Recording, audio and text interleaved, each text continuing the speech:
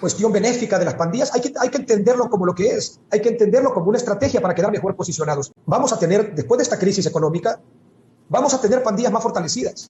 Desde el preciso momento en el que el gobierno salvadoreño decidió tratar a las pandillas como lo que realmente eran, peligrosos delincuentes que durante décadas sembraron el miedo y la zozobra masacrando a un país entero, un coro predecible y nauseabundo se levantó desde las sombras, ONGs bien financiadas, periodistas independientes y activistas de derechos humanos que, de repente, descubrieron una profunda preocupación por aquellos derechos de los delincuentes. Mientras el llanto de las familias salvadoreñas era diario e interminable, algo que todos pensaban que jamás cambiaría, durante años, sin que a estos mismos defensores les temblara la voz, ahora se rasgan las vestiduras porque a los mareros se les mete en prisión en el SECOT, se les cortó la comunicación y se les impide seguir dirigiendo sus imperios de sangre desde la cárcel.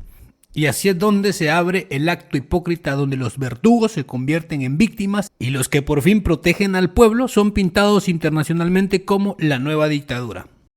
Entonces elijo un grupo pequeño dentro de la Mara Salvatrucha, se llaman clicas. Pues selecciono una clica de la Mara Salvatrucha y me voy a vivir con ellos un año. Selecciono una clica de la Mara Salvatrucha y me voy a vivir con ellos un año. En medio de esa realidad, de ese infierno para la gente honrada, mientras las maras eran la ley, los gobernantes y quienes decidían quién vivía y quién no, el antropólogo y periodista del Faro, llamado Juan José Martínez Dabuison, pues bien, le pareció buena idea irse a vivir todo un año completo dentro de una clica de la Mara Salvatrucha en Mexicanos. Durmió, comió, convivió, observó día tras día con los mismos sicarios que tenían aterrorizado al país entero. Experiencia que luego convirtió en su libro Ver, Oír y Callar. Un año con la Mara Salvatrucha, lo dice el mismo título del libro. Y si esto de por sí no sonara ya a una apología descarada, como si el gran hallazgo fuera guardar silencio ante el horror en vez de denunciarlo, el propio Martínez ha repetido en varias entrevistas, incluidas para la BBC, que la violencia no era lo que definía las pandillas, que él buscaba entender su lógica y su cultura, mientras afuera seguían cayendo los inocentes y nadie estaba seguro ni en su propia casa.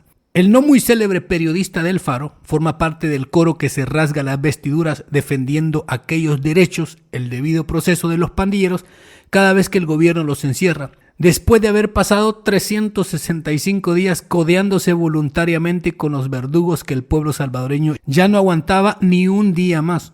El título, sacado directamente del código del terror de las propias pandillas, lo que pintaban en sus grafitis en las paredes, ver, oír y callar, y que era la única ley en los barrios de El Salvador. El escrito de Juan Martínez es una colección de 22 diarios de campo, más un epílogo, donde luego de toda esa experiencia junto a la clica de la pandilla, registra la cotidianidad de la Mara, sus rutinas, fiestas, mitos fundacionales, la guerra salvaje con sus opositores, pero también delitos como las extorsiones y el sicariato, el rol de los líderes y hasta escenas de niños jugando a policías y ladrones donde todos querían ser delincuentes.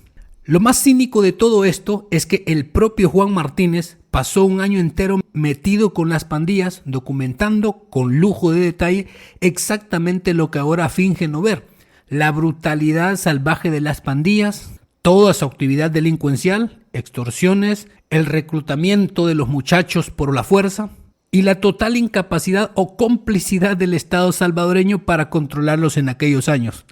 Su libro es un testimonio vivo de ese infierno que él mismo presenció y registró sin denunciarlo en caliente. Pero cuando por fin llegó un gobierno que decidió hacer lo que el Estado debió hacer hace décadas, meterlos en jaulas, desarticular todas esas clicas y devolverle la calle con total seguridad al pueblo, ese mismo periodista y su medio El Faro se rasgan las vestiduras llorando por derechos humanos y denunciando la supuesta dictadura y hasta acusándolo de tener presuntos pactos con estos delincuentes. Tal vez porque a Juan le resulta mucho más cómodo y rentable vivir un año codeándose con aquellos mareros, escribir libros antropológicos sobre su lógica interna y luego cobrar conferencias en el extranjero, ganar premios de publicación, que ver cómo alguien de verdad les pone el pie en el cuello y acaba con el negocio de la delincuencia de una vez por todas, aquello que él tanto había estudiado. Y cuando le reprochan que haber vivido un año entero con esa Mara, Juan Martínez siempre recurre a la misma coartada académica, que lo hizo en nombre del realismo etnográfico, para entender desde dentro la lógica interna de la pandilla, insistiendo en que la violencia no es lo que realmente los define, sino su conflicto tribal contra la otra mara, la exclusión social y las deportaciones estadounidenses. Según él, entrar a la clica era para todos esos muchachos una decisión racional en un país que los había condenado a ser socialmente muertos, y que su deber como investigador era observar, no intervenir ni denunciar ninguna actividad delictiva. Solamente tomar notas y convertir el horror en un libro entre comillas neutral, antropológico, titulado como La Ley de las Maras, ver, oír y callar.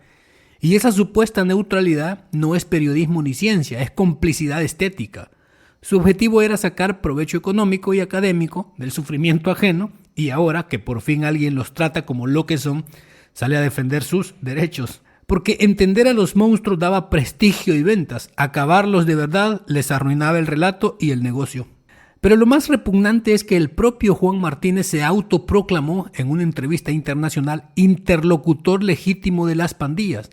Desde más o menos el 2010, 2011, y pues esto me ha llevado a tener ir acumulando fuentes y acumulando contactos, pues y a volverte de alguna manera un interlocutor legítimo para estos pandilleros y para estos perfiles.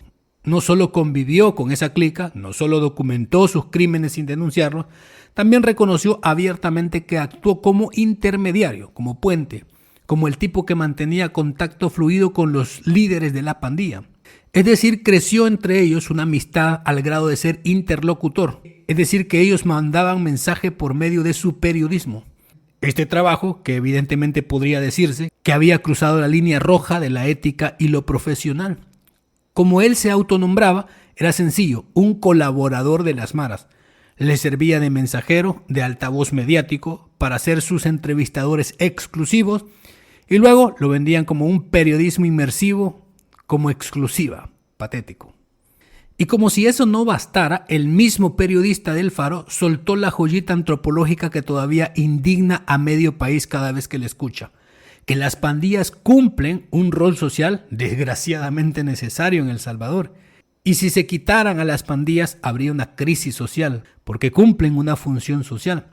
Creo que hay que hablar una cosa, las pandillas cumplen un rol social desgraciadamente necesario en El Salvador.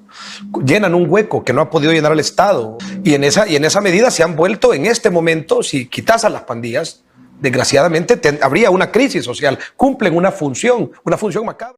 Según Juan Martínez, los mareros llenaban el hueco que el Estado no podía llenar, le daban identidad, orden y hasta seguridad a los barrios. O sea, que sus amigos mareros eran en su visión académica una especie de club social imprescindible para la estabilidad social de las colonias. Decir que los monstruos que destruyeron El Salvador durante 30 años eran necesarios es una bofetada en la cara de cada víctima, que son docenas de miles. Y cuando el presidente Bukele los metió preso a todos y el país no se hundió en ninguna crisis social, sino al contrario, que por fin respiró, quedando demostrado que la única crisis era lo que estos expertos habían romantizado durante años para seguir vendiendo documentales, libros y conferencias. Y ellos mismos como los expertos en pandillas.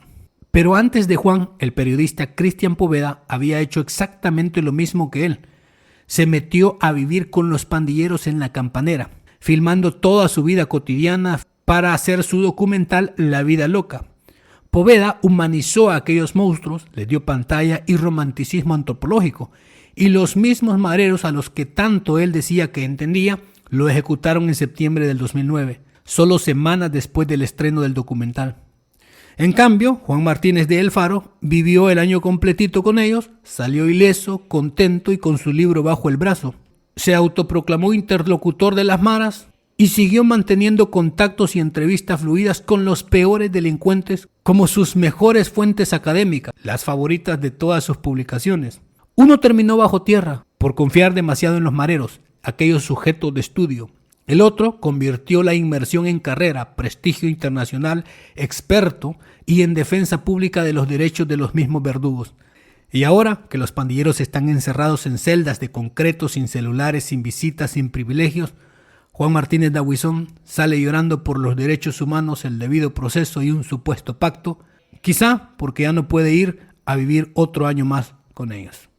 Pero al final Deje usted su conclusión en los comentarios. Muchísimas gracias. Hasta la próxima.